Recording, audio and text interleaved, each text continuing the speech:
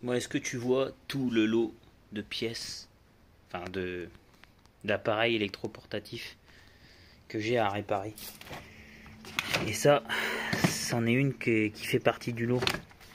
Donc c'est une Bosch Pro hein, en 18 volts. Je dois avoir des batteries qui traînent. Donc on va essayer de la faire fonctionner. Alors tout d'abord, bienvenue sur cette chaîne et merci de vous abonner, d'activer la cloche et de mettre un petit pouce bleu et un petit commentaire, ça fait toujours plaisir. J'ai trouvé une batterie 18 volts en 3 ampères. Il y a l'air d'avoir du jus dedans. Donc on va tester. Il y a un problème du coup. La batterie est dedans. Il y a bien la lumière qui s'allume. Mais il n'y a rien qui tourne. Donc je vais la démonter. Et puis je vais voir ce qui se passe. Bon, du coup pour la démonter, c'est le comble hein, de devoir utiliser une perceuse action pour réparer une perceuse Bosch. Mais bon, quand on n'a pas le choix, on n'a pas le choix. Donc il faut que je trouve la bonne... ça a l'air d'être du Torx mais avec du plat. Je sais pas trop qu'est-ce que c'est comme empreinte. On va essayer avec le Torx déjà. Essayer de trouver la bonne empreinte. Ça a l'air d'être pas mal. Je pense que je vais y arriver avec ça.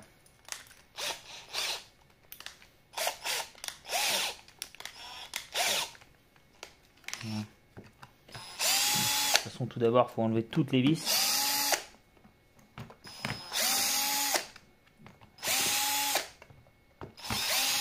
Alors sachez, hein, je suis pas un professionnel. Hein.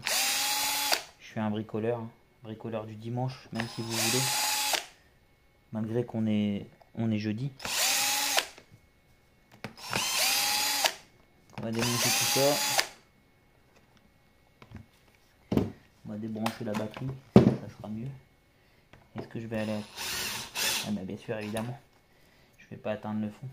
Est-ce que je vais pouvoir faire autrement? Ouais, peut-être comme ça. Bon, je verrai pour la dernière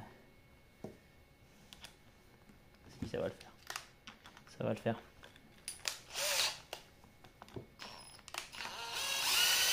Voilà, j'ai eu du bol. En sortant un petit peu l'embout, j'ai réussi à l'avoir. Bon, ça a l'air d'être assez simple à démonter. Oula, c'est cracra là-dedans. Je sais pas si vous voyez correctement. Mais c'est pas très propre tout ça. Donc on va essayer d'enlever l'inverseur pour pas le péter. Ça m'a l'air d'être le même inverseur que sur Hitachi.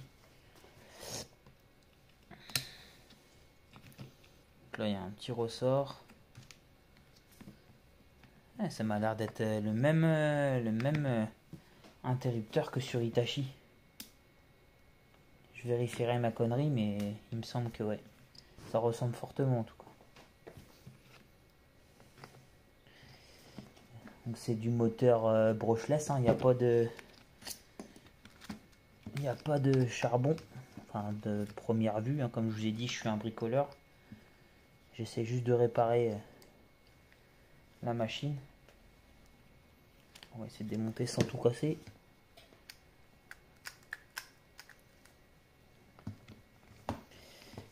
Alors si c'est la petite carte qu'il y a là, on est dans la merde. Quoique, j'ai un de Hitachi, peut-être que ça fera l'affaire. On va essayer de voir. Je vous coupe, je démonte tout propre et je vous remets après. Bon, j'ai bien peur que ce soit le moteur brushless qui est mort parce qu'en fait, je vous explique. J'ai mis la batterie, donc j'ai bien 20 volts à la sortie de la batterie. Donc ça prouve que la batterie est en bonne santé. Et quand on pose en fait sur les broches du moteur, alors, je sais pas si vous allez pouvoir voir correctement. On va essayer de mettre ça comme ça. Voilà.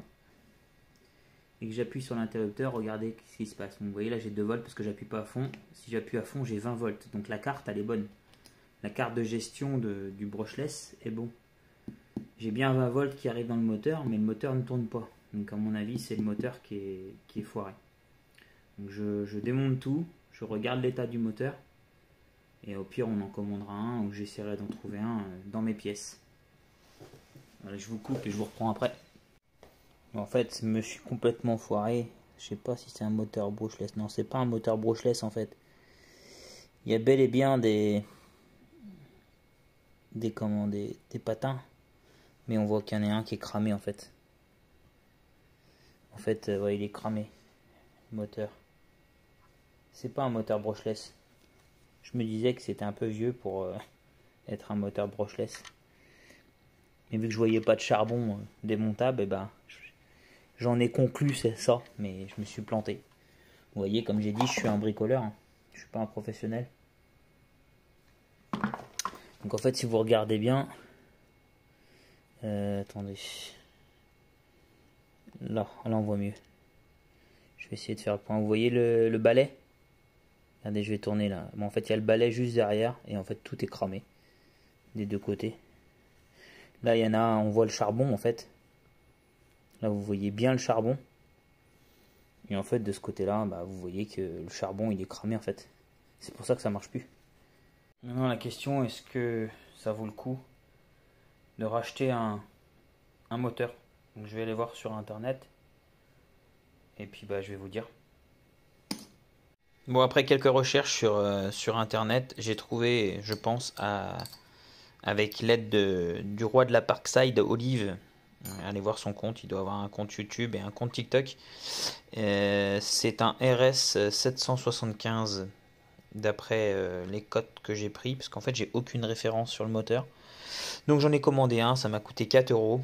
Quand je le reçois, je refais une vidéo pour le remontage et on vérifiera si tout fonctionne. Et donc on se retrouve dans la partie 2, donc pour le remontage, quand j'aurai reçu le moteur et pour les essais.